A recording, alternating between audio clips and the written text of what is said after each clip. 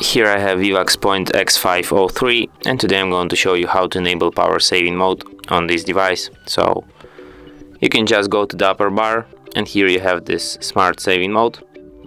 You can switch it by tapping on it. You can also change your saving mode. You have this smart saving mode, you have the power saving mode, and you have ultra saving mode. So here you can also change some of its settings by going to power saver optimization.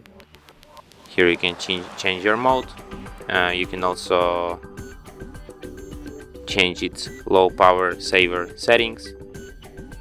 For example, you can set it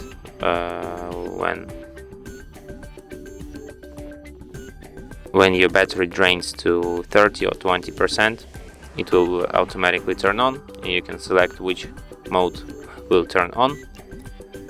You can also add a schedule for this power saving, and there's also an option exiting power saving mode when charging. And that's it. Thanks for watching.